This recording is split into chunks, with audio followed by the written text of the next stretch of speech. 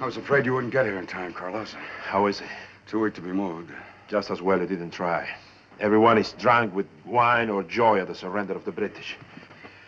Did you operate on him? Yes. Did he give him any relief? Only temporary. I'm afraid it's hopeless, Carlos. I came as quickly as I could, sir. You needn't have hurried. I'm not quite ready to die yet. No. Don't bother with an examination, Carlos. Don't talk. Save your strength. I'm ready to go, gladly. Why not? We've won the war. I've done my work as well as I was able. Now it's up to you and Roy to see things through. Your work, General. Yes. Read that agreement.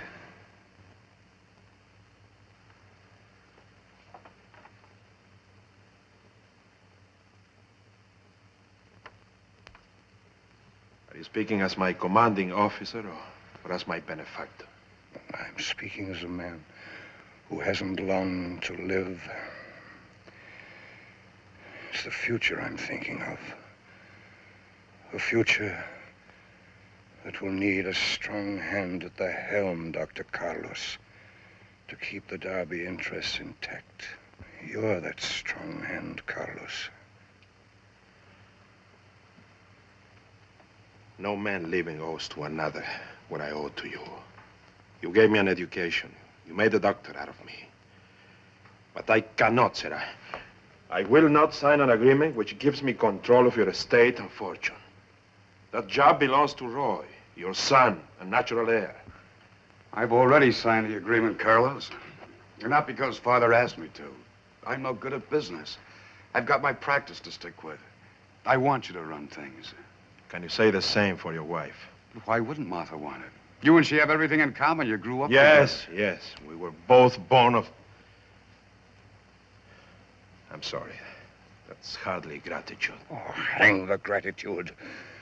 You were going to say that both you and Martha are children of indentured servants.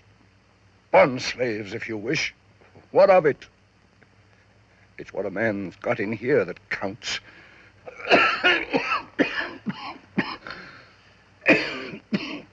Easy, sir. You're supposed to be resting, not making speeches. Sign that agreement, and I'll rest forever. Do you realize that if that agreement is carried out, it can mean revolution in Georgia? That's why I want a firm hand and a strong will to manage things. I've heard that your daughter Nancy has a very strong will also. You've never met Nancy? No. Nancy went to school in England. She has too much Tory left in her. Besides, she's a woman. You mean she'll fight me? Tooth and toenail, my boy, but don't let that stop you. Sign the agreement. And when you get to Sangaree, ask Nancy to show you my diary. She'll know what I meant. You'll be there yourself, Father. Sign it. I want to see it.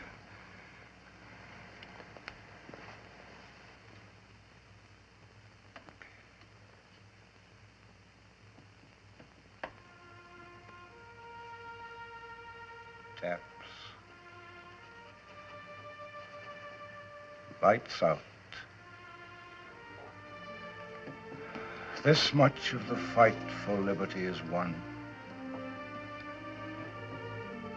The rest of the battle I leave to younger hands.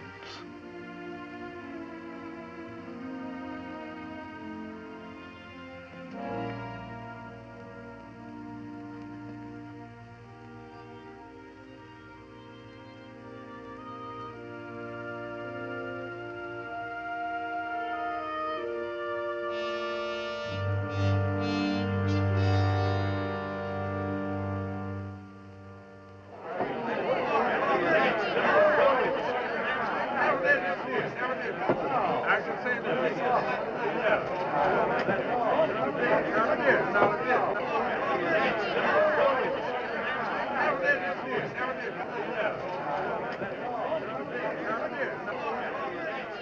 he gonna fight the General's will like his sister Nancy? You better ask him. I haven't seen such excitement since the British gave up. I suppose everybody's asking the same question. How are Nancy and I taking it? Naturally. And I told him to ask you. Well, in that case, my undiplomatic friend, I'm going to leave by the back door. And I advise you to do the same if you're going upriver to meet Carlos. Well, first I had to prepare the town for Carlos. Now I have to prepare Carlos for the town. Oh, Martha's planning a big reception for him. I'll tell him. Good.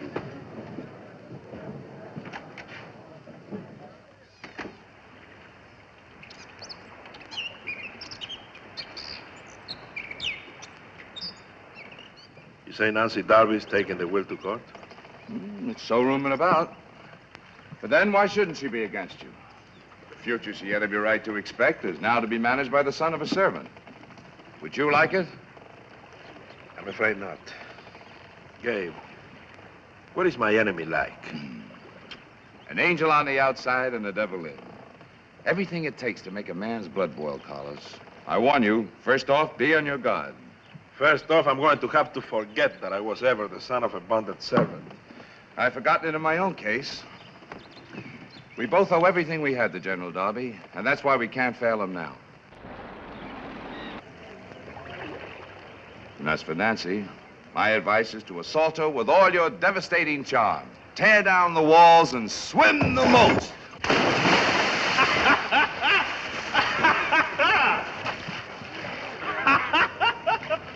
Swim your own moats, Gabe!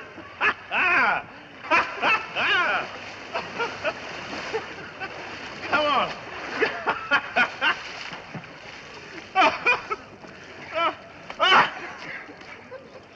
Well, I hope you make as big a splash in Savannah.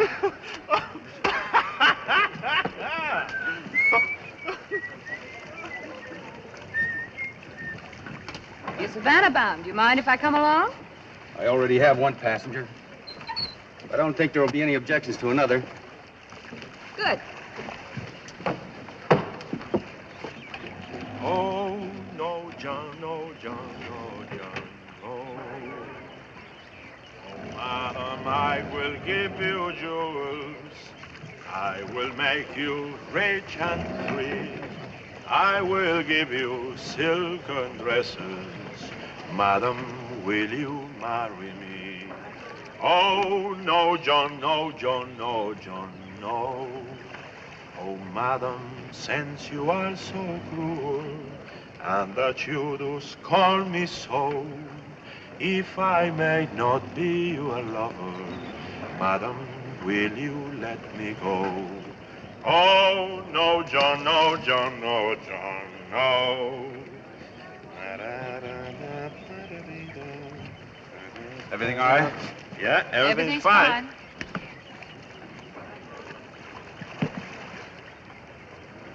If we're going to be formal.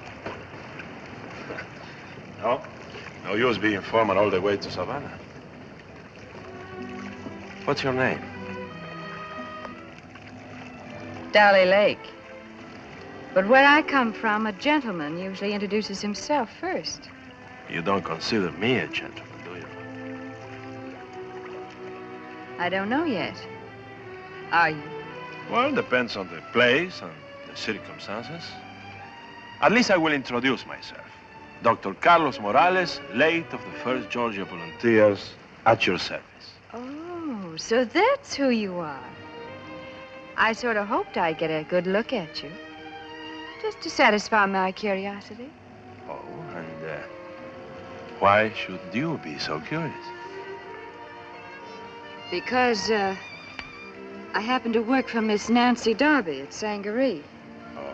And all anybody ever hears around there anymore is how Dr. Morales is going to come and manage her affairs. That's beginning to be all I hear, too. Frankly, Nancy Darby has me terrified before I ever set eyes on her. Then you better prepare yourself. You'll meet her tonight in Savannah. Will she be there? Mm-hmm. That doesn't fit with what I've heard about her.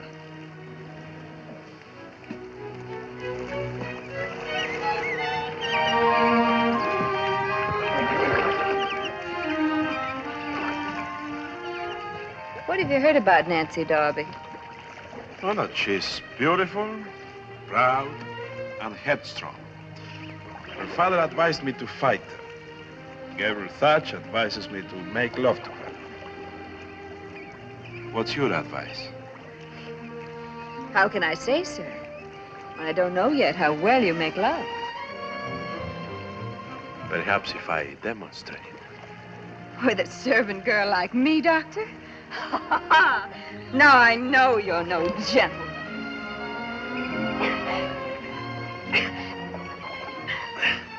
Why not a girl like you? I used to be a Darby servant myself. My father sold himself for 7 years to come to this country from Spain. Oh, yes, Dolly, it's so good to be back home and find a girl like you who can talk to a man on his own terms. If you break my arm, Doctor, I don't know how to explain that to my mistress.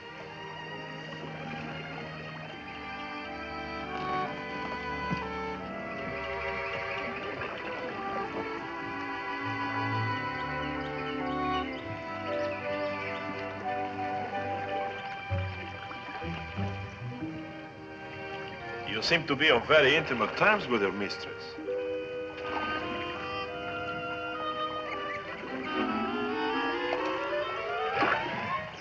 In wine there is truth, Dolly. Care to join me? Come to the cabin. We'll give it a toast.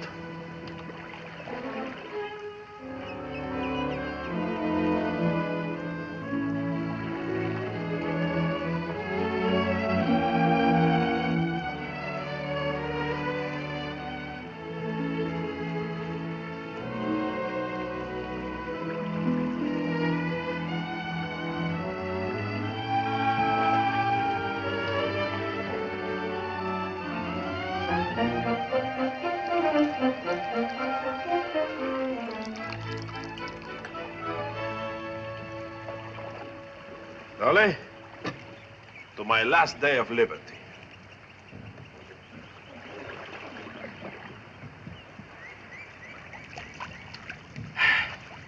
Tomorrow I take over my duties as manager of the Darby Company. You're pretty confident of yourself, aren't you? And why not? Because if Nancy Darby takes her father's will to court, you won't be managing anything. You'll just be a country sawbones. No, you wouldn't allow that to happen to me, would you? Now, tell me, Dolly, tell me, just what kind of a monster does Nancy think I am? I'm sure she thinks you're a half-naked savage. You're not very informative.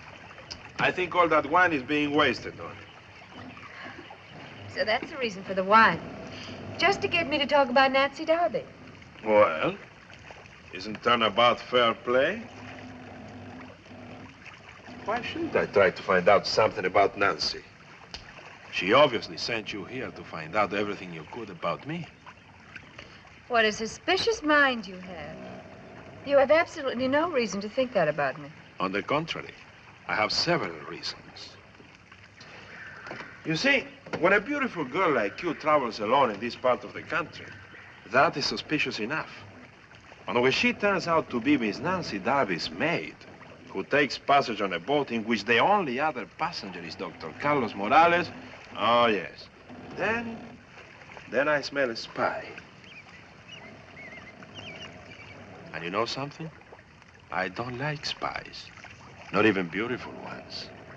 Much less do I like people like Nancy Darby who use spies. I'm beginning to see that everything I've heard about you is true. You can hide a world of deceit under a very charming manner. Tell me, what right have you to expect Nancy Darby to deal fairly with you after all you've done to her family? Now, wait a minute. We don't understand each other. That the Darby family has done a lot for me, yes, I admit. But so far, I've done very little for the Darbys. That's exactly what I mean. Everybody knows how General Darby took an interest in you as a boy. How he sent you to the finest schools and had you educated in Vienna. And then how you showed your gratitude by weaseling into his confidence when he was ill and dying and delirious with fever, and getting him to put the Darby estate in your hands. So that's what they're saying in Savannah. Yes. And that's what Harvey Bristol will say when he takes the will to court. Bristol? And just who is Harvey Bristol? He's Miss Darby's lawyer. He also happens to be her fiancé. Oh, well, in that case, I can see why he would have a very personal interest in breaking the will. He would like to control the Darby fortune himself.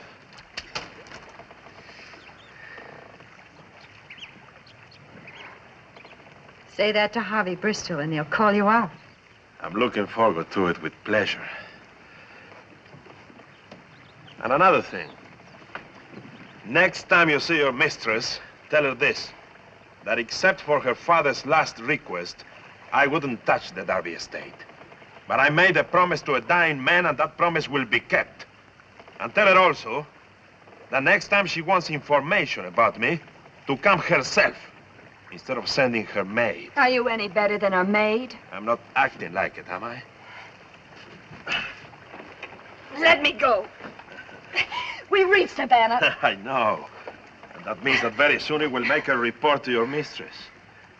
All right? Let me give you something good to report.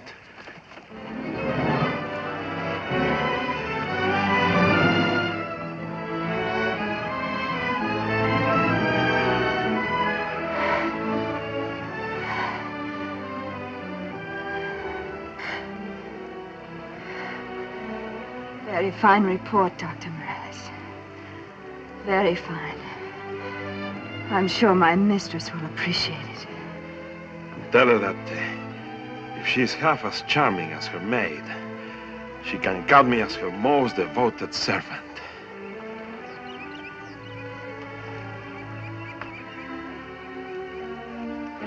Oh!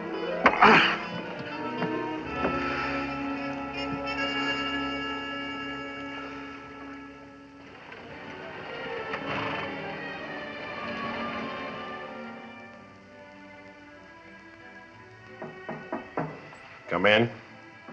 Mrs. Darby sent this, sir, and asked you to wait. Thank you. Is Dr. Roy back? Not yet, sir. I'll tell Mrs. Darby you're ready.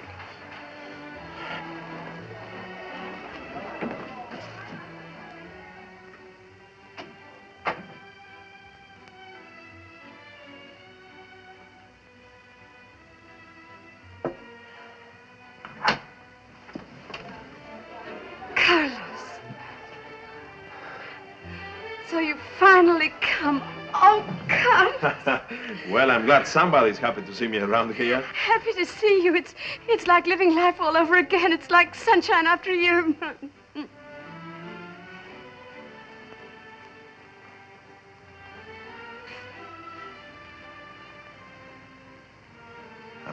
I'm sorry.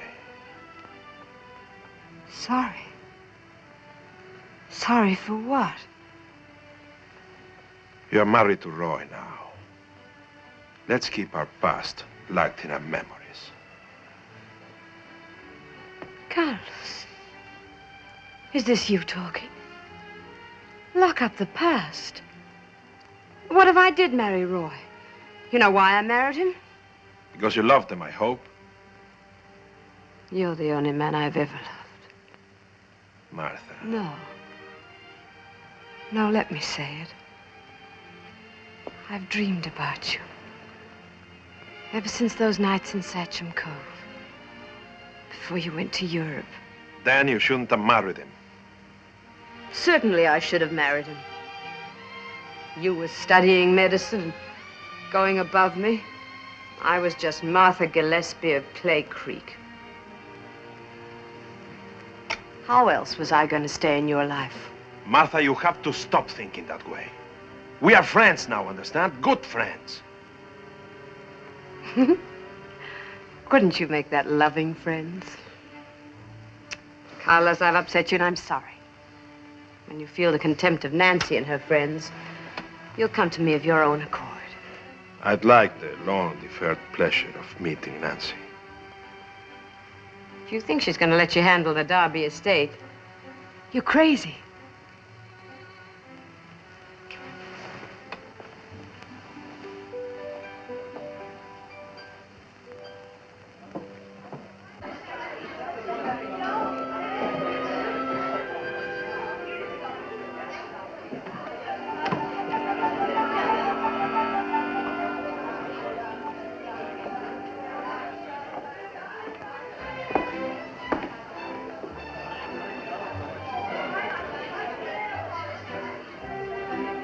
There beneath you, you see the cream of Savannah society.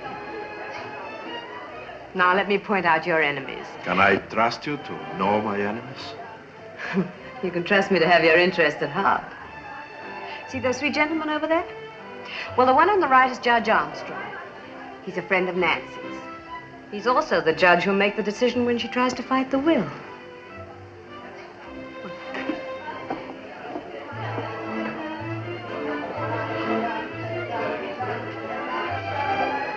I'm sure you'll take good care of my interests. Darby? Martha? Judge Armstrong, Dr. Tyrus, Dr. Morales. How do you do, sir? Nice to see you, Doc. And this How do you do? gentleman is your rival and Roy's in the medical field, Dr. Bristol. How do you do?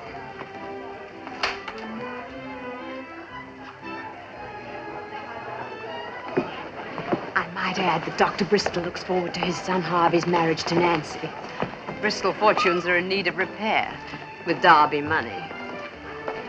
And where is the fabulous Nancy? I don't see her anywhere. Et que vous amènerez votre partenaire? Oh, you, mademoiselle. I shall. Madame Bouchon, Mademoiselle Beaumont, Dr. Morales. And this is our Felix. Felix Pagnol, Dr. Morales. How do you do, sir? Enchanté, docteur. Pagnol is another of Nancy's admirers. He chose our side during the war so he could plunder British ships.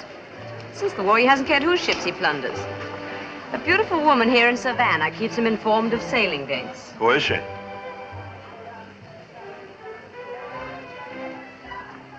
We're waiting for her now. You're accusing Nancy. You might tell her that unless she drops the lawsuit against you, I can prove it. Blackmail is not one of Here's my Roy. weapons. I am? Hello. Hello, Roy. Well, how's the party going? Have you met everyone yet? Well, Martha's been doing the honors, but I have yet to set eyes on your sister. Oh? I think Roy can present you far more graciously than I.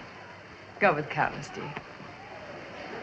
Well, how was the trip? Fine, fine. Delightful. I must tell you about it sometime. Yes. Yes, please do. You look worried. I am. And I may call upon you to confirm the reason for it. Well, you know you can count on me. What's wrong? I hope I am, but I suspect plague. Plague? In Savannah? Yes. What's this about plague? I hope I'm wrong. Dr. Bristol, may I present... We've met. I was just telling Carlos I'll want his opinion on the case. Well, I'll give you my opinion without even looking at the case. There's no plague here in Savannah.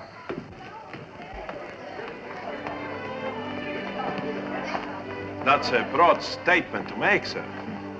Even an inexperienced doctor like yourself ought to know that epidemic diseases, such as plague, are caused by a mist.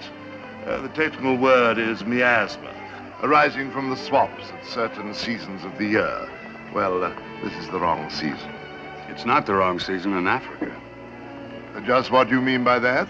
I mean that there have been several deaths on the slave ships, which might well be caused by plague. And the bodies are buried at sea, so that need not concern us here in Savannah. Ah, Harvey, I don't think you've met Roy's assistant, Dr. Morales. This is my son, Harvey. Dr. Morales is not my assistant.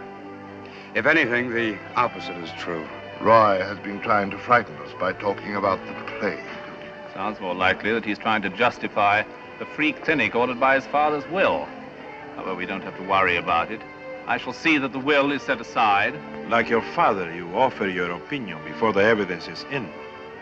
Perhaps it is because no one ever listens to your opinion afterwards. I don't need instruction in the law from a bondsman.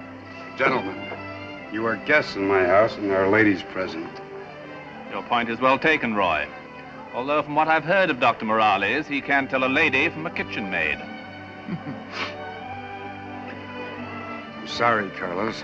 I despise the man, but Nancy invited him here, and there's not much I can do about it. I know. Oh, I think I see Nancy now.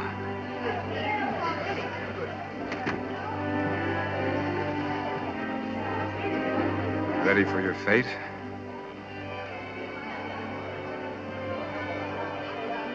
I'm looking forward to it.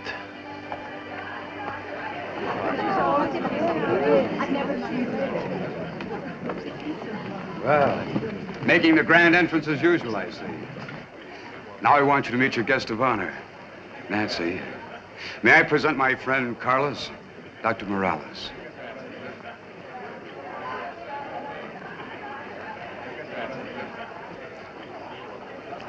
How charming. Finally to meet the man I've heard so much about. Especially when you've heard such intimate details.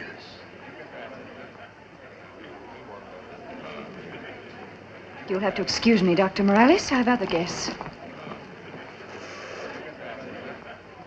I didn't think even Nancy could be that discourteous to you. She had the right. You see, I bit her.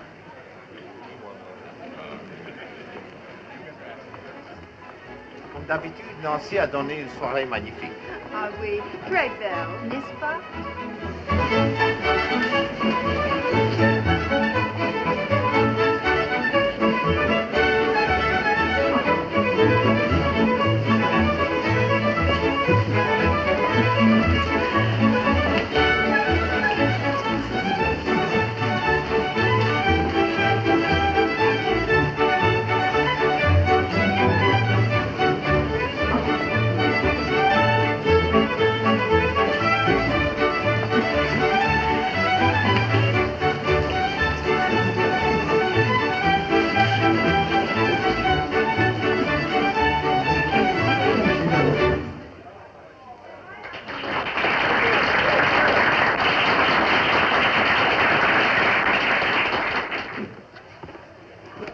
I see that your reception has given you a bad impression of us.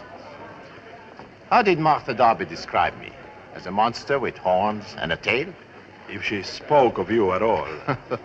I don't expect you to be so ungallant as to repeat her remarks. Then why ask me? To correct your impression, if possible. She told you that I was a pirate. That is untrue. If you wish to refute Mrs. Darby, you should speak to her, not to me. Not at all.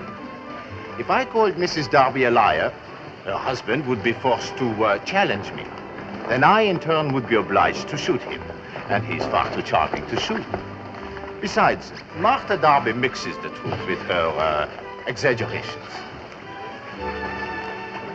She probably told you that I was one of Nancy Darby's admirers. Well, that seems to be the natural state for an attached male in Savannah. I'd marry Nancy tomorrow. To my regret, she won't have me. But that does not stop me from being in love with her. Love, Monsieur Pagnol, should be private. I'm surprised to hear you say that. Love is such a fascinating subject. Why treat it as though it were something to hide? What good does it to be courageous on the battlefield and quail at the sight of Venus? Tell me, is it Nancy who keeps you in Savannah? Only in a way of business. A business with which I'm afraid you'll interfere. Aye. What business would that be? Now there, you see, you refuse to talk of love, but you are willing to discuss duller subjects. Business, Dr. Morales, not love, should be private. Lovely party. Yes, isn't it? So you must get your information from Nancy. I'll take your advice on that anyway.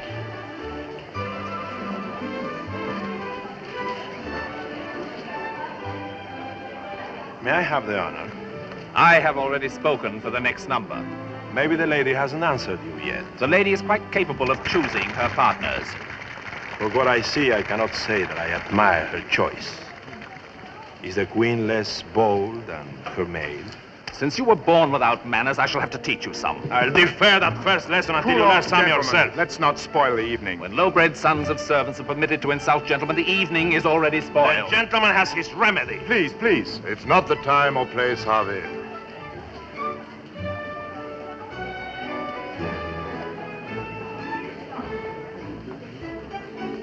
Bonsoir, mademoiselle. Bonsoir. Votre soirée est charmante. Oh, merci, merci. Are you enjoying yourself also? Very much, thank you. Madame? Haven't you humiliated me enough for one evening? Why can't you leave me alone? I should have asked you the same question on the boat. Your only reason for being there was to expose me as a vulgar, uncultured backwoodsman. Isn't that true? And that's exactly what you showed yourself to be. Why? Because I insisted upon kissing a servant wench? I still prefer the wench to the lady. Maybe you do too. You seem to be in the mood for insulting everyone tonight. Tell me something. What did you think you'd gain by playing the role of a maid? I learned that you were brutal, overbearing, and completely unsuited to managing the Darby estates. Therefore, I shall continue with my plan to have my father's will set aside. Those are Harvey Bristol's words, not yours. I'll tell you why you were on that boat. You were there because you are a woman and you think like one. I'll never acknowledge you as my master in any way. Then Dolly Lake shouldn't have returned my kiss so ardently. But I'll forgive you. I'll forgive you for being a spy because you were acting for yourself. You should have thought of that on the boat. And spoil a happy memory. Thank you. Any compromise with you is impossible. I'll see you in court.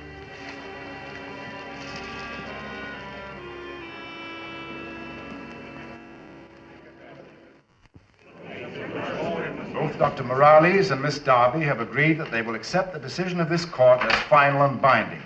As moving party, counsel for Miss Darby is entitled to speak first. Your Honor, we have argued that the will of the late Victor Darby must be set aside for several valid reasons. It should suffice that it is illegal, and in addition, it cannot be carried out. It is unjust to the Darby heirs. And finally, we have shown that Victor Darby was of unsound mind when he executed it. The will is illegal because it was executed in the colony of Vermont, whereas the Darby property is located in the colony of Georgia. The will was signed at the end of the war in the United States of America. We are one country now, not 13. Will the court please instruct Dr. Morales in procedure so I shall not be interrupted again? Dr. Morales will withhold his comments until it is his turn to speak. Will counsel proceed? Next, as to the impossibility of carrying out the terms of this will, we do not have to dwell on the fact that Victor Darby's choice of Dr. Morales as trustee for the estate makes failure certain in the first place. Here is a man born of indentured servants, raised in the backwoods and possessing no gentlemanly refinements whatsoever, who still expects to administer the richest man who insults the backwoods insults me. Mr. Thatch will control himself or leave the courtroom. Dr. Morales' friends prove my point, that Victor Darby had to be of unsound mind to select such a trustee. What could be more unjust to the rightful heirs? You speak for my sister, Harvey, not for me. In fact, Your Honor, I can rest my case upon this single point, that Victor Darby was a mentally unbalanced man. That is evident from the will itself. In it, he directs his estate to establish a free clinic, to squander money on schools for the children of servants and slaves. Why, he even goes so far as to order payment of wages. Imagine that, wages to bondsmen so they can buy their freedom before their term of indenture is finished. That is madness. With such a precedent, our entire economy could collapse. Only a lunatic could dream of such a program. And that is precisely why Victor Darby had to choose a lunatic like Dr. Morales. I'll protest that statement. Out of court. Protest and be hanged. Order! Order! Will you proceed, counsel? I've stated my case. Then the floor is yours, Dr. Morales. Your Honor, the task of directing the Darby estates is not one I sought. It was given me under oath by a dying man, a man whom my opponent has been pleased to call a lunatic. During his lifetime, Victor Darby accumulated the greatest fortune in Georgia. Is that the work of a lunatic? He used that fortune unselfishly for the benefit of his state and country, not only dreaming of liberty and freedom, but turning those dreams into reality. Could a madman do that? And he knew that if his work was to continue after his death, he could not trust it to a woman who is determined to marry a man opposed to every principle for which her father stood. That woman is sitting before me. I'm going to ask her for an honest answer to one question, and I let my whole case stand or fall by her answer. Miss Darby, do you believe your father was insane? Of course he was insane. I put the question to Miss Darby. Do you believe your father was insane?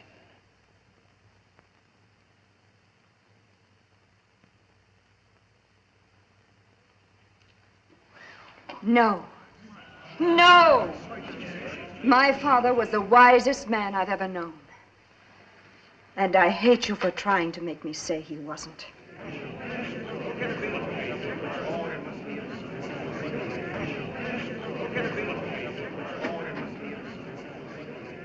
And now, Harvey Bristol, I'll take up some of your personal remarks about me.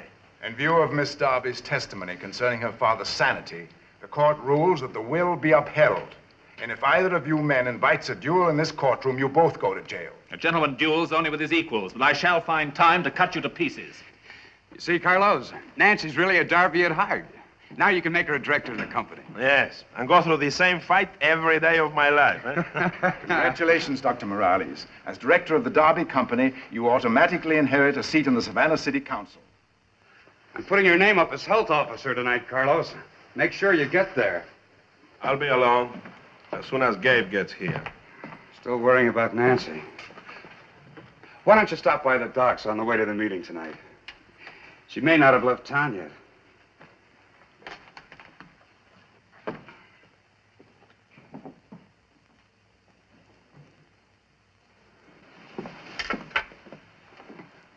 I seem to be the only one who hasn't congratulated you.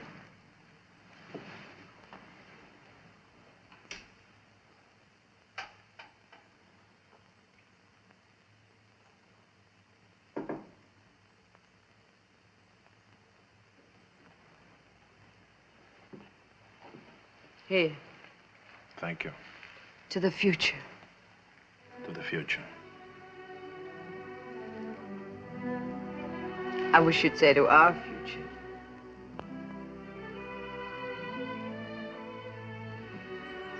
Tell me, how was it today being called names by the aristocrats? Not very pleasant, naturally. Beginning to see what I mean? That's the way it's going to be all the time. But you and I are on top now. We could take our winnings and go. Martha, please, I thought we agreed on... I've agreed to nothing. Can't you leave me a little pride, Carlos? You could tempt the angels, Martha. And you're no angel. No, I'm not. If it weren't for Roy... You see, it's not the principle that's worrying you. Call it friendship. But I'm not trying to break your friendship with Roy. I'm sorry, Martha. I have to go. You're going to the doctor to find Nancy. Eavesdropping is a bad habit. I don't know how you can stand her after what she's done to you. Martha, you have to stop. I hate her. Do you understand? I hate her, I hate her, I hate her. She's a pirate. She and Felix Payot. I don't care to hear it. All right, Carlos. You've let me know how you feel. I won't embarrass you anymore. But just remember that... You don't understand. Just remember that I wanted to help you. But not where Nancy's concerned. All right. Let's forget we ever had this conversation. I think you better go.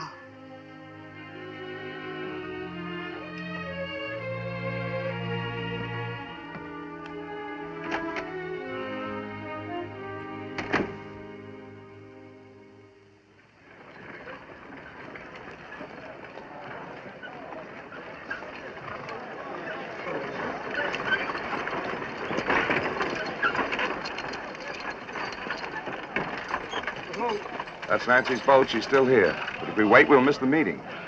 We have time for a drink, can't we? Look, Carlos, it's too important. 5 minutes. sober.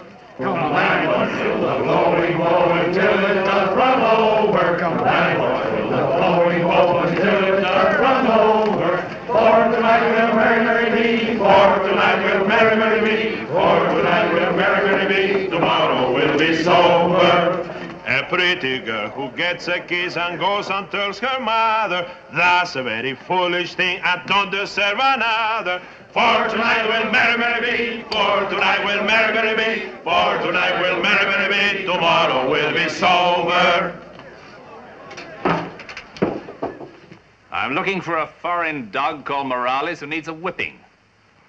I heard that Dr. Morales was going to attend a meeting of the town council. I just wanted to let him know that I don't meet with dogs.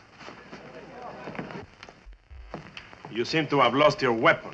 Have you lost your courage, too? Personally, I wouldn't soil my hands with you. Goliath will give you a worse beating. I have nothing against this man. If you don't want to fight, forget it.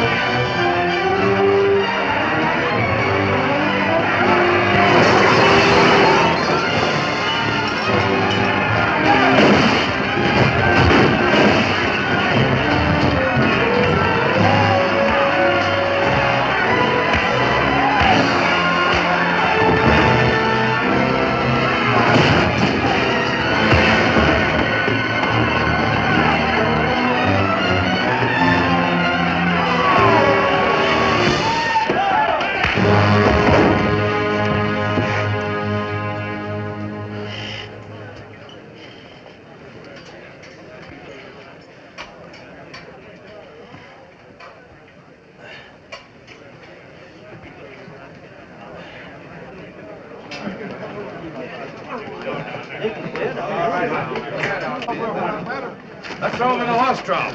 Now, let's put him on his horse.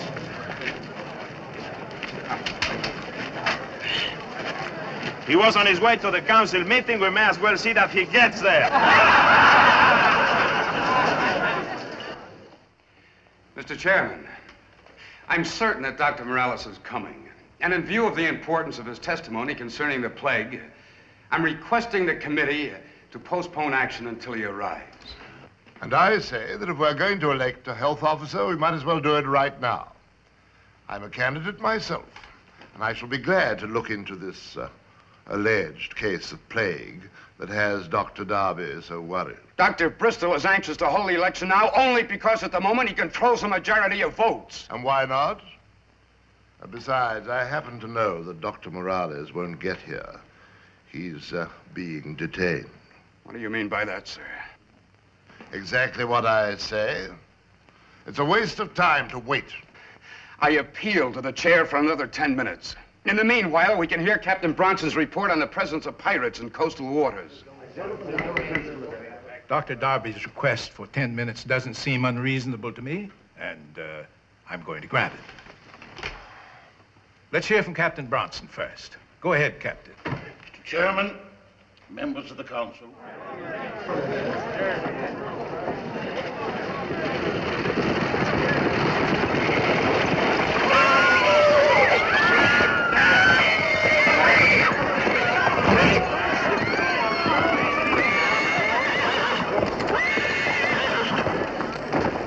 What's happening? Looks like a brawl, Miss Nancy. Nothing to be worried about. I'll walk from here. Yes, ma'am.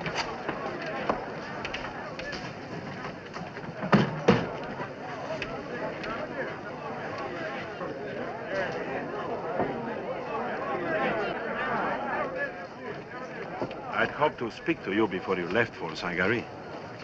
Is it always your custom, Dr. Morales, to greet women while you're half naked? No, only when circumstances make it necessary.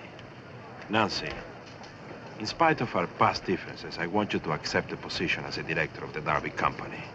Your father asked for that in his will. A directorship, under your guidance. Unless, of course, I prove such a failure that I lose my position. And that's exactly why I intend to become a director. I managed the plantations all during the war, and I've no desire to see you ruin them now. So if I have your very kind permission to continue managing that which is already mine, I'll go. Naturally, I will expect a regular accounting. For that, you must come to Sangaree. Is that a command or an invitation? Could I command you? An invitation, then. I'll accept. I trust you'll forgive the interruption, but I must remind Carlos he's already late for a meeting. Is there? Yes, I regret to say the man on the horse is your fiancé. We had a slight altercation. I'm taking him to his father for medical attention. Harvey Bristol is no longer my fiancé. Oh? May I say that I'm glad to hear that? That doesn't forgive you for fighting. Oh, but I don't need your forgiveness. Now tell me, if Harvey Bristol was supposed to accompany you to Sangaree, now you will need another bodyguard. May I offer my services? Forgive me, but Miss Darby already has a bodyguard. I did not wish to interrupt your business conversation, but I do not plan to give up my evening boat ride. I must say there seems to be no doubt about who won the argument. One rival a night is enough to dispose of. Now let's get on to the meeting, Carlos. So, Mr. Chairman, I submit that Dr. Darby's already had more than his 10 minutes. And I move that we proceed to the election of a health officer at once. I second the motion. I'm positive Dr. Morales and Mr. Tatch will be here. And I'm positive Dr. Morales will not be here. There's been delay enough. Please, gentlemen, order. I'm sorry, Dr. Darby, but you've had the time you asked for. All in favor signify by raising the right hand. I count 7 in favor. Those opposed? I count 5 votes. The motion is carried and nominations for health officer are now in order. I nominate Dr. Bristol. Second. Dr. Bristol's been nominated. Are there any further nominations? Mr. Chairman, in spite of his absence, I'm going to nominate Dr. Morales. We want a man as health officer who will take measures to protect Savannah. Not a man who seeks office only so he can destroy its power. Whom do you mean by that? If the shoe fits. Order. This is not a time for campaign speeches, Dr. Darby. Who seconds Dr. Morales' nomination? I second it. And I move the nominations be closed. If there are no objections, it is so ordered. Are you ready for the vote? Yes. In the absence of Dr. Morales, I'm going to rule that neither candidate shall have a vote. And I'll ask Dr. Bristol to leave the room while the votes are being counted.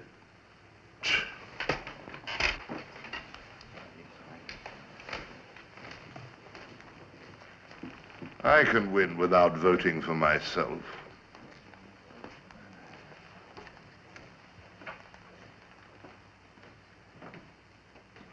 Very well.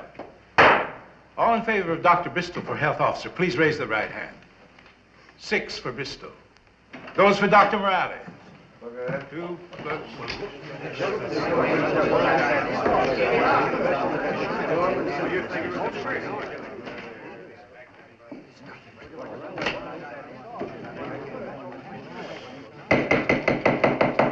I'm sorry, Dr. Morales, but you'll have to retire at the anteroom while we vote on your name for health officer. Certainly. We are voting on Dr. Morales. Those in favor, raise the right hand. 2, 4, 6. It looks like a tie vote. Why, how can that be? No, I see 7. 7 for Dr. Morales. Dr. Morales wins and is hereby appointed health officer of Savannah.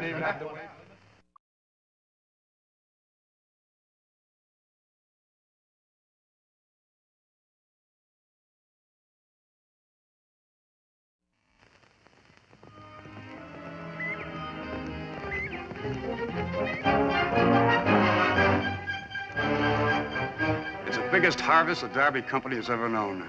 And the credit all belongs to you, Carlos. These 6 months under your management have been... Not my management, Roy. General Darby's. He knew that free men work harder than slaves.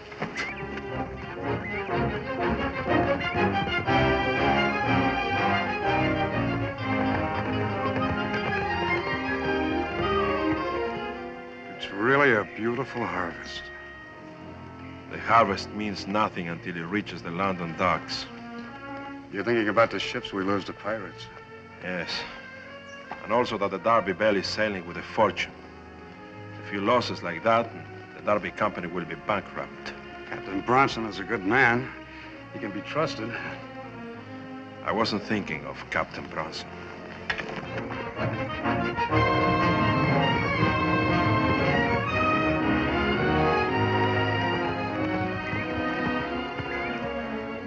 Well, here's where we park, Carlos.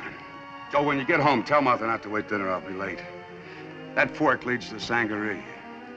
I'm only too well aware of it. You should have gone before, Carlos. Nancy asked permission to run Sangaree as she pleased. I've given it to her. But that doesn't rule out a social call. Ask her to show your father's diary.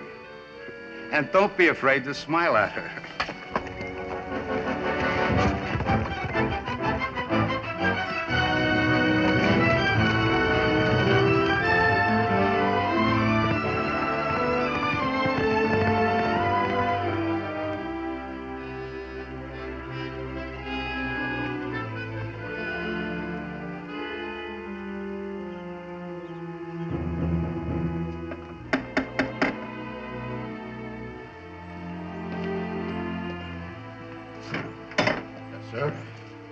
If Miss Darby is in, tell her that Dr. Morales is here and would like to see her.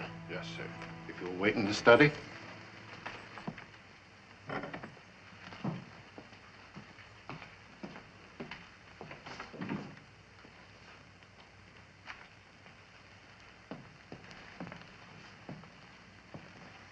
Listen. Yes, sir. Haven't I seen you before? I couldn't say, sir. Yes, your name's Brian. You were at the reception the night I arrived in Savannah. I thought you belonged to Mrs. Darby. I am a freedman, sir. I work where I am paid. Yes, of course. And these are very, very pleasant surroundings, eh?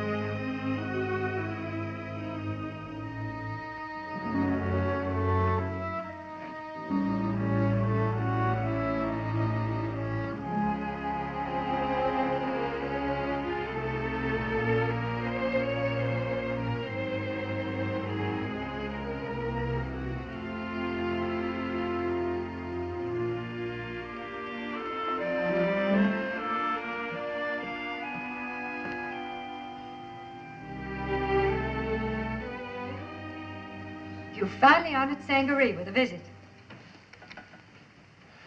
Nancy. I see you've been reading Father's diary. The last one is the most interesting. It contains his plans for the future. You must read it. Some other time. I came to check on the Sangaree cargo. They tell me Captain Bronson is here. Yes, the Darby Belle is loading now. I suppose you'd like to inspect it? It's part of my job. And the Sangaree plantations as well? I'll consider that an honor if you'll accompany me. I'll consider that a command. Can't we call it a truce? just for today. Must it end so soon? Come along. I'll be your guide to Sangaree.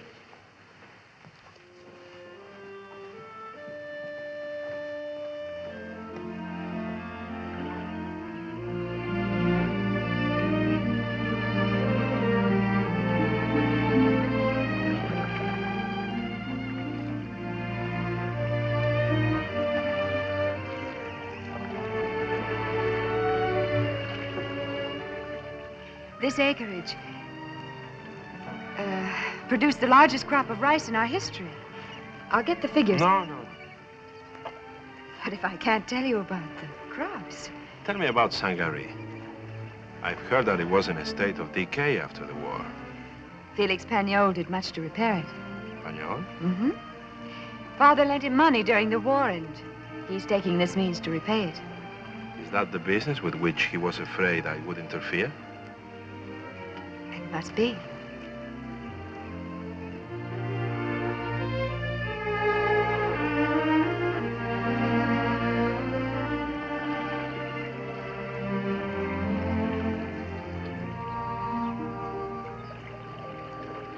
There's a warehouse. I've seen many warehouses. Captain Bronson will be there. Oh, yes. Fine man, Captain Bronson, yes.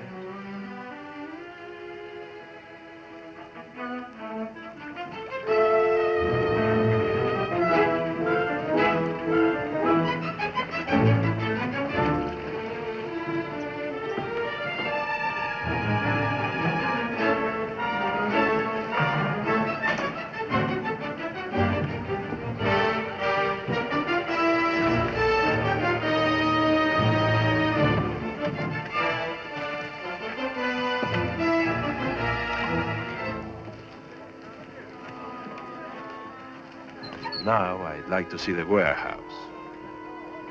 Come along.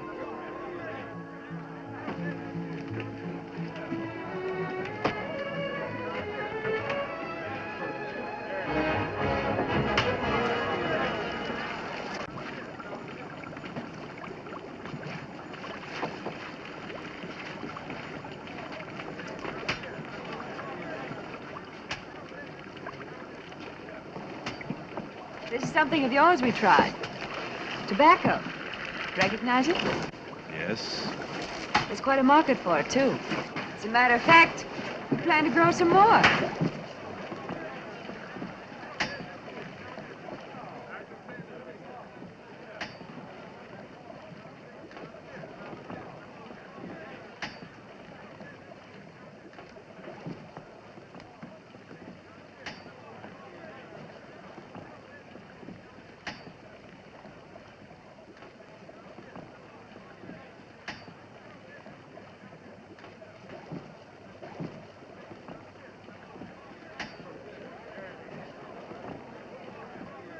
I want the rest of that cargo as soon as you can, and make no mistakes.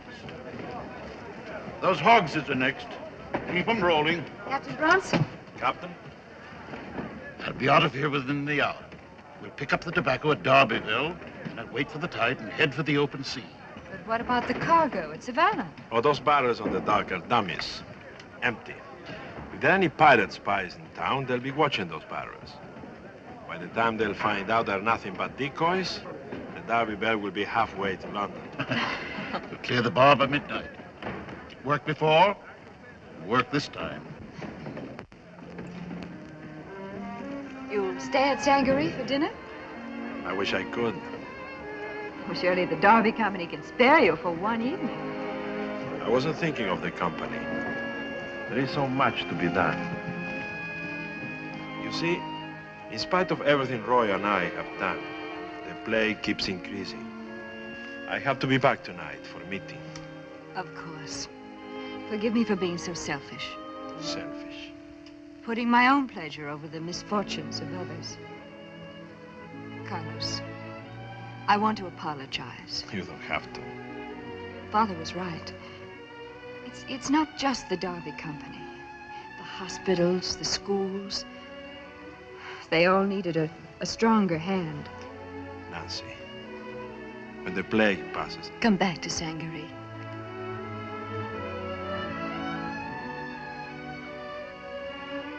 I will.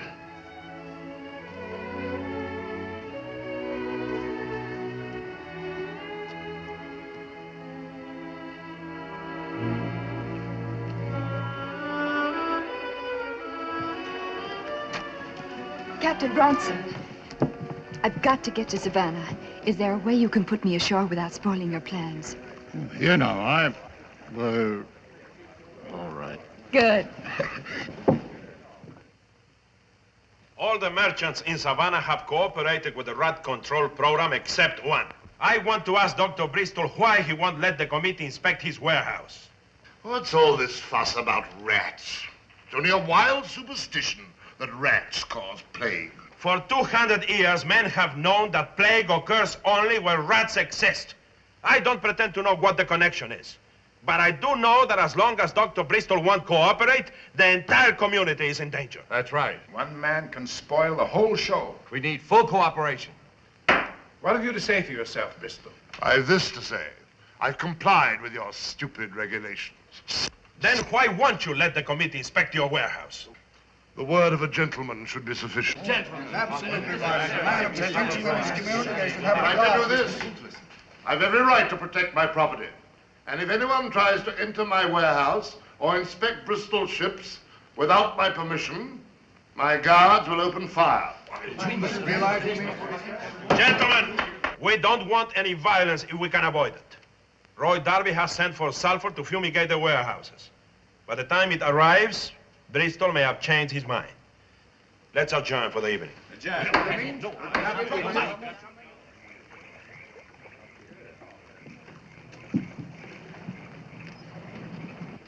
I think Bristol is importing slaves illegally and keeping them in his warehouse. That's why he won't stand for inspection. That could be cause of plague. We ought to fire the warehouse. Bristol is... All that cargo on the Darby pier is fake. We're supposed to be waiting for it to be loaded while the Darby Belle slips out to sea. You're sure of it? Well, the captain gets his information straight from the horse's mouth. We join the Frenchman at the mouth of the Wilmington and take the Darby Belle as she passes. The pilot already has the information. I could take a shot at him. No, we would lose our only chance of saving the Darby Belle. Did you stop Captain Bronson? There is one possibility. With the tide in, a light boat could cut through the marshes and gain 15 miles between here and the bay. That's probably what they're gonna do. Yeah. Get Billy and meet me at the sloop. I'll go by the Darby warehouse and get some powder and fuses. All right. How did the pirates know she was sailing? There is only one person. Get going.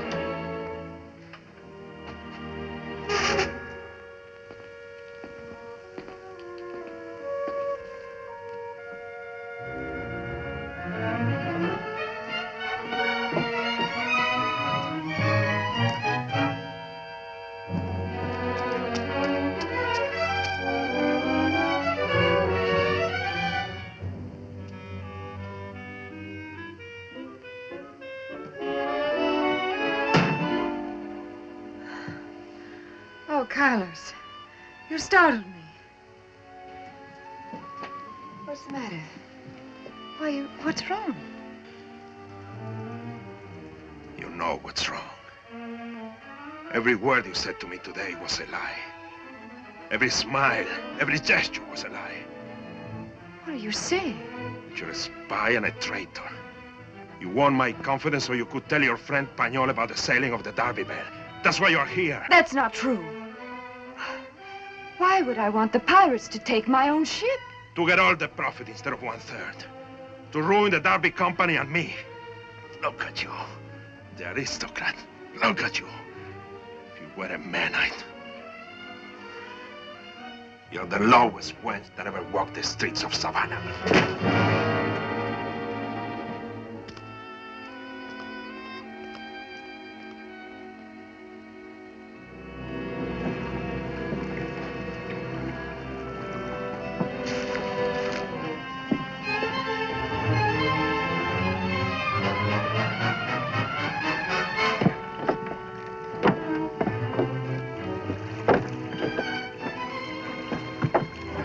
All right, Billy, let's go.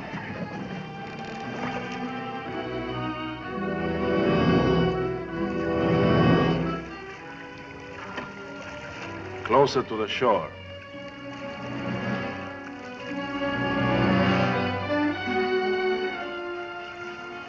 You know, Carlos, when those men talked about the Frenchman, they might have meant the name of their ship, not the captain. Who else would name his boat the Frenchman?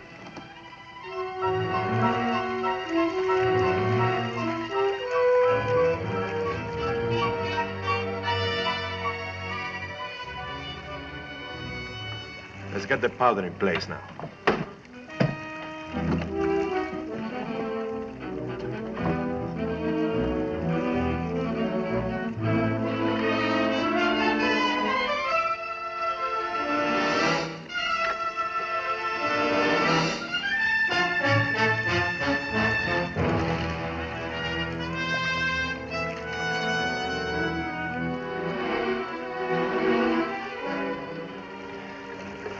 Set the fuses now.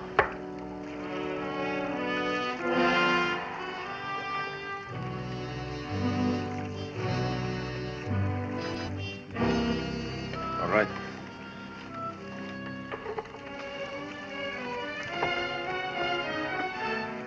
We'll ram the pirate midships and swing for it.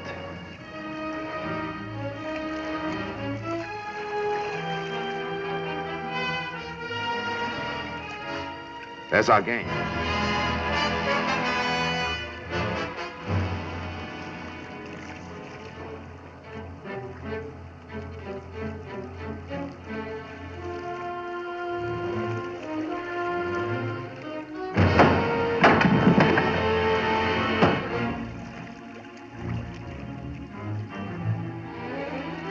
Ahoy! To a light there! Identify yourself or we open fire! Ahoy, the Frenchman! The Frenchman is! Who wants to know? Let's get rid of our coats.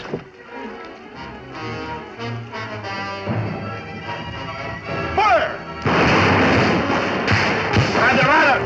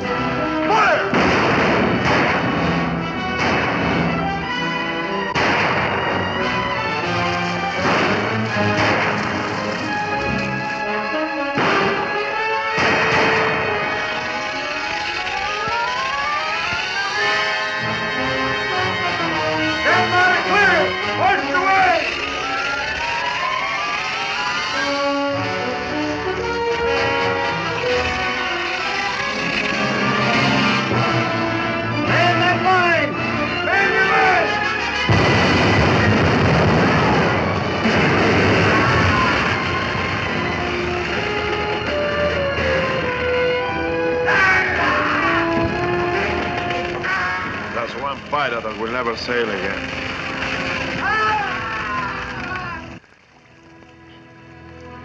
There's the Darby Bell pulling for the bar right now. Something tells me that Felix Pagnol wouldn't have trusted himself on that ship.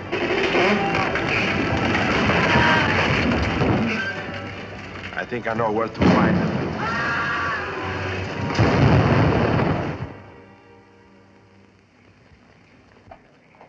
You two go on to the stable and saddle the horses. We are going to Sangaree and settle with Pagnol.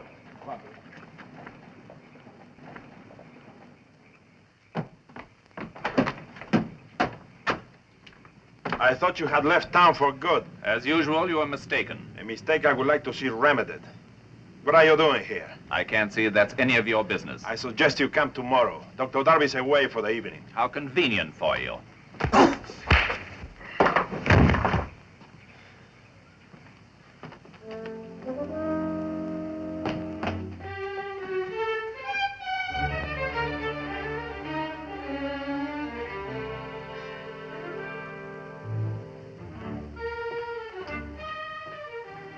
So you finally got home. Place has been like a tomb with Roy gone. I'm leaving again, right now.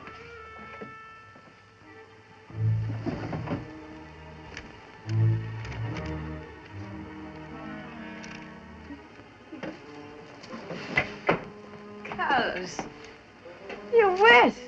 The usual result of being in water. I don't understand. I'm on a pirate hunt. We sank the ship. Now I'm after the man. Who do you think the pirate is? You told me his name yourself. Felix Pañol, of course. Oh, yes, that's right. Pañol and Nancy. Didn't I tell you the truth, didn't I? Yes, you were right, Martha. We are two of a kind. There is no place for us among the Darbys. Why couldn't you have learned that sooner? As soon as I've settled with a pirate, I'm going away. No. No, Carlos. Carlos.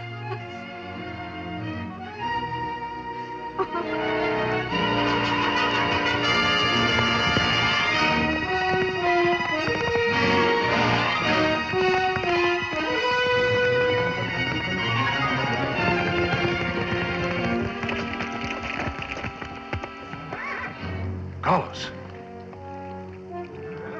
It looks like Nancy's horse. Let's take a look.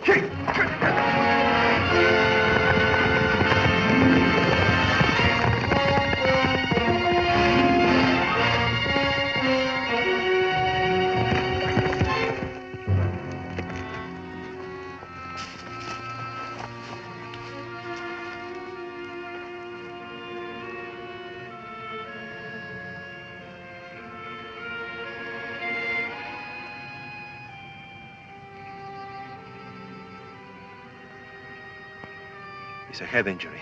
Billy, I need my surgical kit. Gabe, find Roy and tell him to get to Sangaree as soon as possible.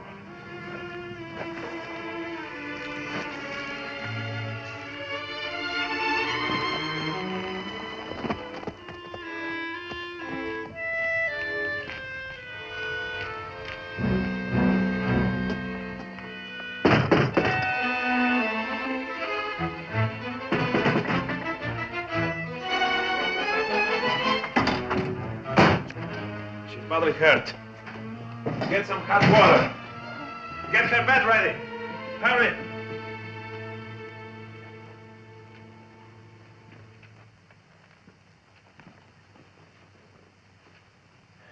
The scissors.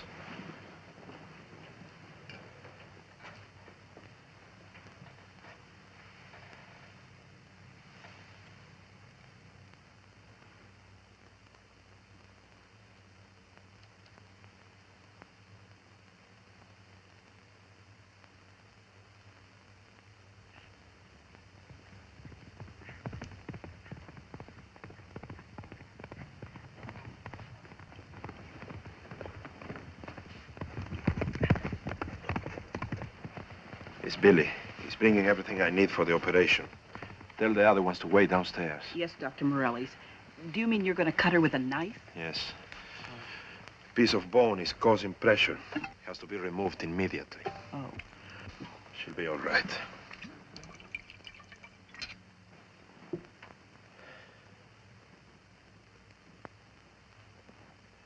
Tell Priam to come here. I may need him.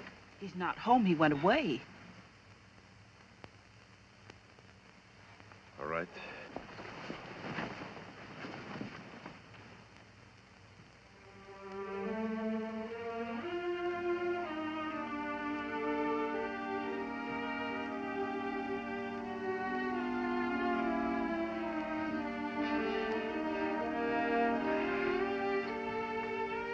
I've done all I can. You must have something to eat. Stay with her. Let me know as soon as she wakes up.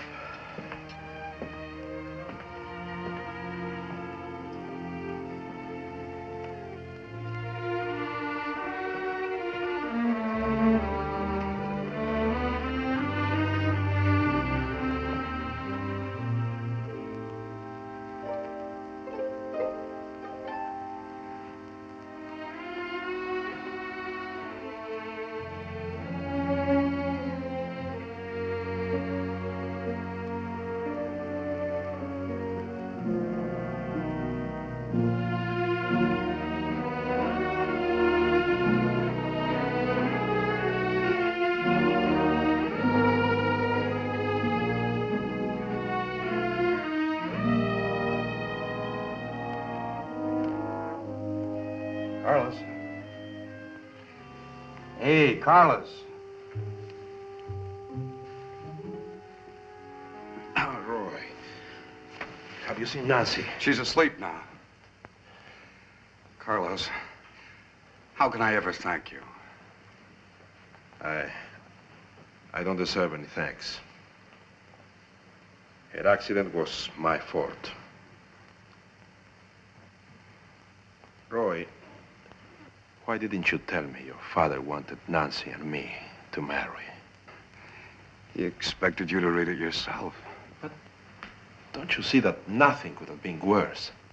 There is a limit to the amount of dictation a woman will take, even from a man like Victor Darby. No wonder she's hated me so much. Hate you? What do you mean? It's true. But now I understand why. When she awakens, tell her that I forgive her and hope she forgives me. Why don't you tell her yourself? Because I'm leaving. And tell her also that I'm resigning as director of the Darby Company. Both of you can carry on without me. Carlos, I don't understand. You will, Roy. You will, in time. But right now, there is one last duty I want to perform. Felix Pañol must be in Savannah. And it's about time the country gets rid of him.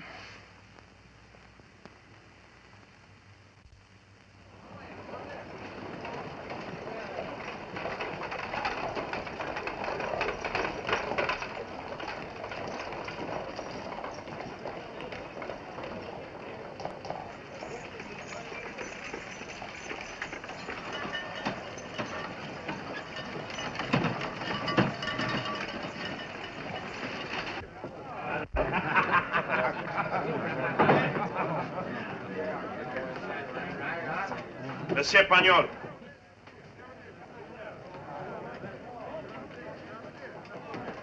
Ah, Dr. Morales. Don't tell me. I can read the thought in your eyes. You're about to challenge me, right? You saved me the trouble. Do you accept? Unfortunately, your impetuous friend Gabriel Thatch has already challenged me. Gabe has challenged you? And as a man of honor, I must give him satisfaction first. After I have disposed of him, I'm at your service, if you're still in the mood. Your friend will need a surgeon when I've finished with him. A fool, Gabe. That's what you are, a fool. Pañol has fought a dozen swamp duels and lived to brag about it. Then why are you so anxious to take my place? Because... Oh, no, my friend. You've had all the fun so far. Gabe. Pañol is mine. But you can act as my second. You don't understand. Especially since Monsieur Pañol is going to need the services of a surgeon when I finish with him. Carlos, we've been looking all over town for you. What's wrong? Just more of the same. We're ready to start firing sulfur in the warehouses as soon as you check our procedure. What about the Bristol warehouse? If he won't open his doors, we'll knock him down. All right, let's go. You see, my friend, you're a very busy man. You need someone like me to take care of these small details for you. Don't forget, be at Kings Island Landing at 8. All right.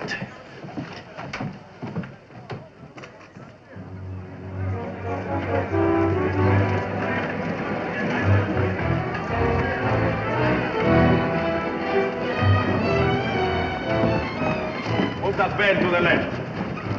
Let's go. All right. Spread that sulfur inside. When you're through, seal the doors.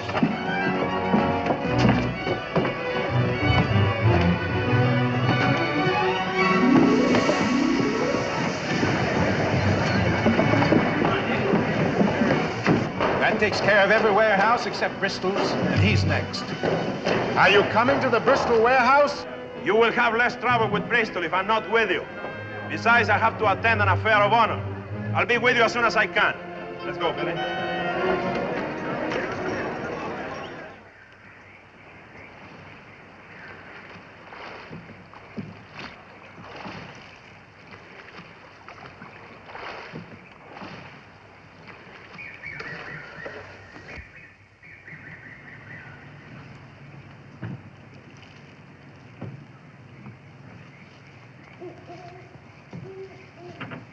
You're late, gentlemen.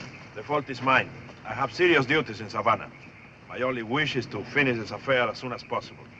As referee, Colonel, I suppose you have the weapons. Certainly. Since Monsieur Pagnol furnished the pistols, Mr. Thatch may choose first.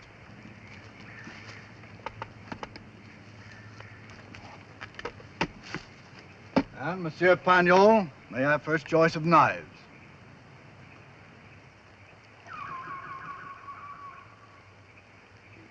A well-balanced blade.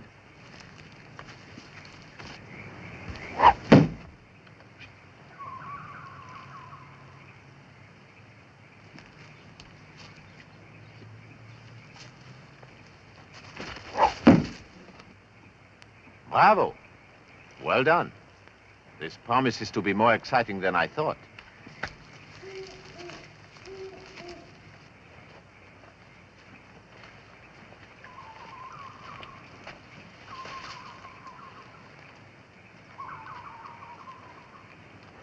Will the gentleman listen to instructions?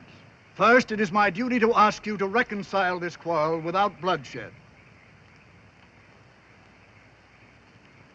In that case, we will proceed. Mr. Thatch and his second will walk 40 paces. Monsieur Pagnol and his second will go a like distance. When you are in position, I shall expect you, Dr. Morales, and you, Mr. Crowther, to inform me by a shout. Then, at a signal from my pistol, the duel will begin. Are there any questions? No. It's clear enough. We're ready. Very well, then. Go to your positions. 1, 2, 3, 4, 5, 6, 7, 6, 7, 8, 9, 10, 1, 2, 3, 4, 5, 6, 37, 38, 39, 40. Rather here.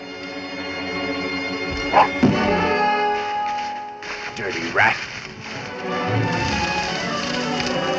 That's why he selected a swamp to cover a murder.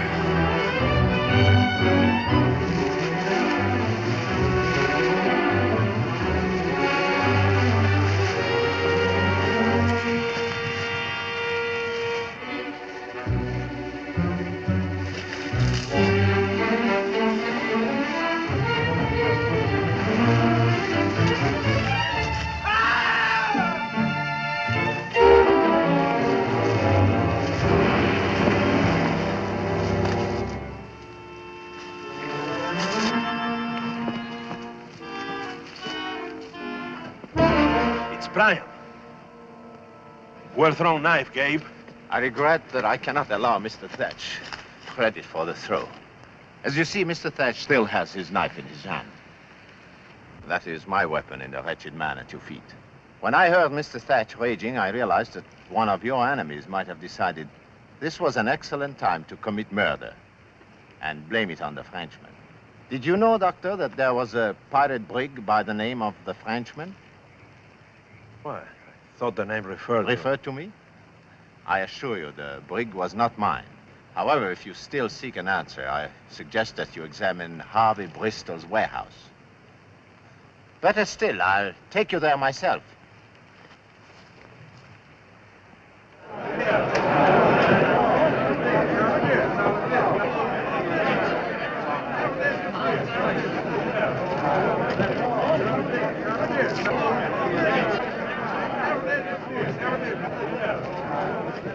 I'm not going to wait any longer. Steady.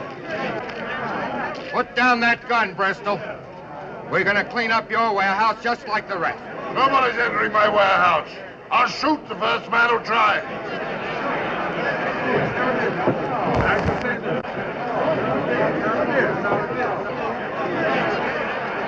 Here's Dr. Morales. He's health officer here. Let him talk to Bristol.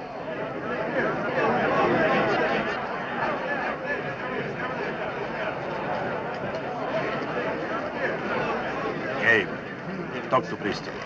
Keep his attention.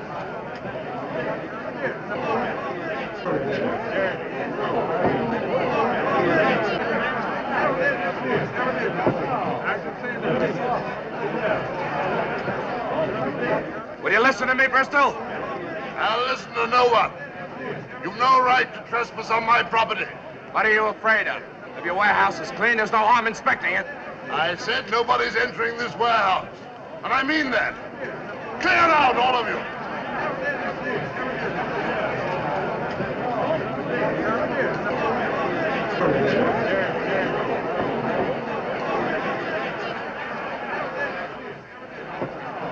Tell them to drop their guns.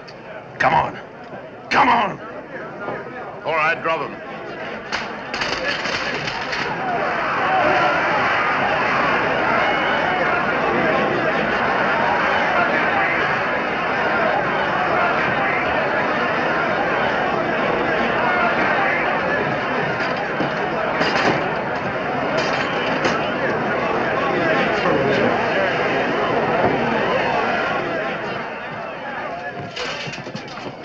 Look, this is Darby's stolen cargo. So this is why Bristol wouldn't allow inspection of his warehouse. Then Harvey must have... I know. But Brian, why Brian? Brian was originally in the pay of Martha Darby. Yes. Then it was Martha that Harvey Bristol wanted to see the night we sank his ship. Monsieur Pagnol, will you accept my apologies? And mine too, sir. Gladly. Come on.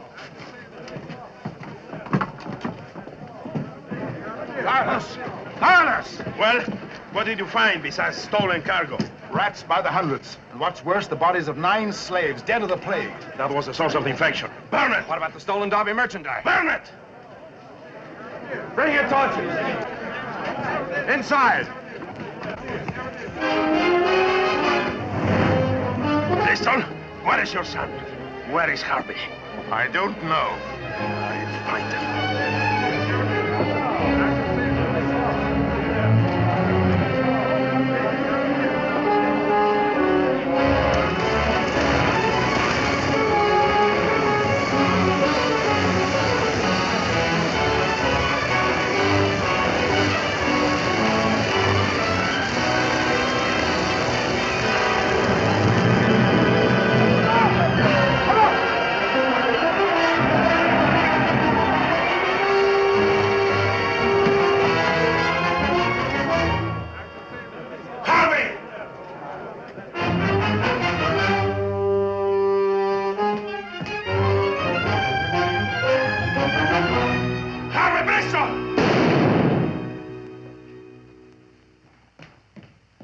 Stay where you are, Carlos. Don't come near me. I'm looking for Harvey. Harvey? Harvey's dead. He hired Brian to kill you. I came to stop him. But I was too late. And Harvey, when he heard you were in the warehouse, he wanted to run away. So I shot him. And now I'm gonna die too. But why, Martha? Why did you join forces with Harvey Bristol? For years I've wanted to destroy Nancy. Call it envy. Call it revenge or just plain greed. But when Harvey wanted to kill you, Carlos, I just couldn't. I couldn't. Carlos, you and I together. You and I. We could have had everything. We could have...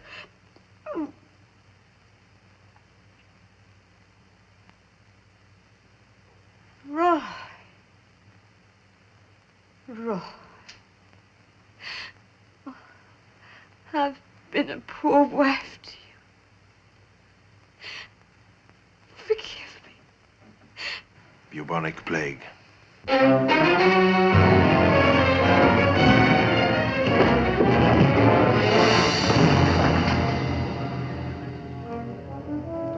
Don't touch her, Carlos. Roy. Nancy's waiting for you at Sangaree.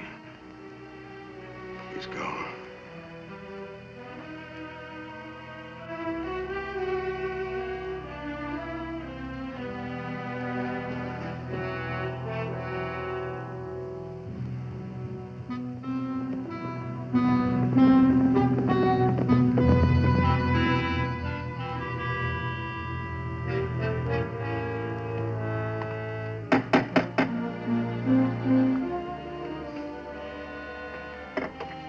is she? Oh, fine, fine.